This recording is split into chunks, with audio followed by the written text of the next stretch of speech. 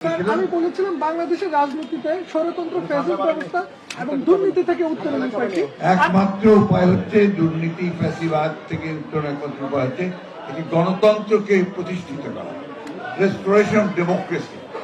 জনগণের যে শাসন, সেই শাসনকে স্থাপিত করতে হবে।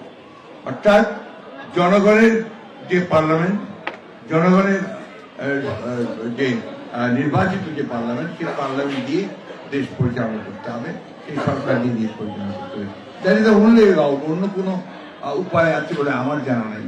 আমি বয়স হয়ে গেছে, আমি জানি যে একমাত্র একটা ইনস্টিটিউশন যদি তৈরি করা যায়, প্রতিষ্ঠানগুলো যদি নির্মাণ করা যায় গণতন্ত্রের, তাহলে সেটাই হবে সবচেয়ে বড় রক্ষা কবচ। স্যার, আরেকটা বিষয় হচ্ছে বিভিন্ন জেলায় আওয়ামী লীগের নেতাকর্মীরা বিএনপিতে যোগদান করছেন, সেটি আপনার আমার এটা জানা নাই।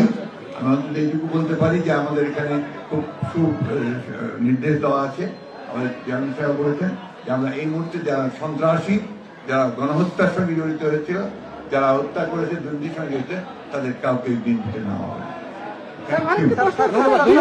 ধন্যবাদ।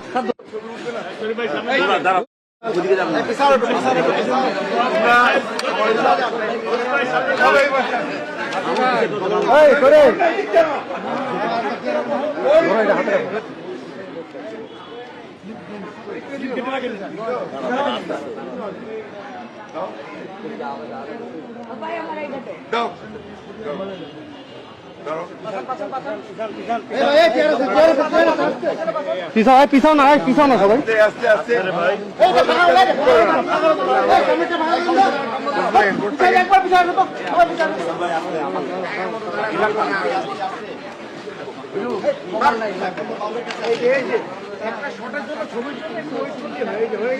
একবার পিছিয়ে আসো।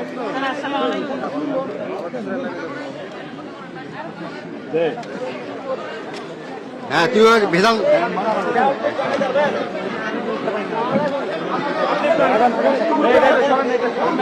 ক্লিয়ার করেন।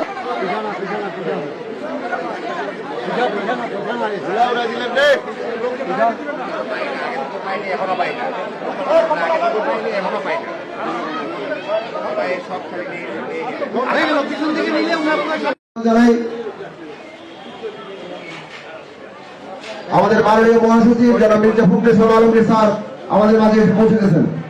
মাইক লাগাও নি তো?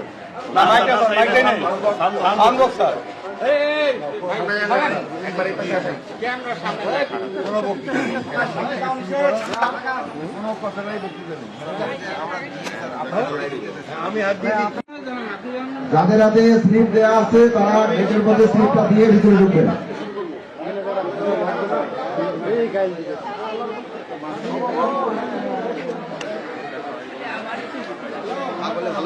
দাদা একটু দাঁড়ান তো।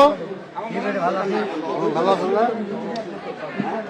এই যে জারদ, আচ্ছা ফখরুল সাহেব তোমার কম্বল দিয়েছে, হ্যাঁ কেমন লাগে? এটা কইবে হবে। হ্যাঁ,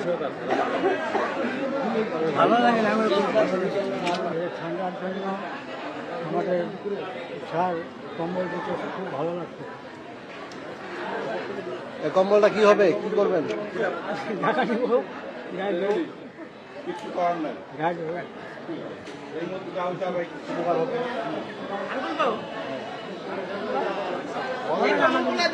আমাদের তো সবারই বয়স্ক মহিলা, সবারই পুরুষ খুবই উপকার হবে।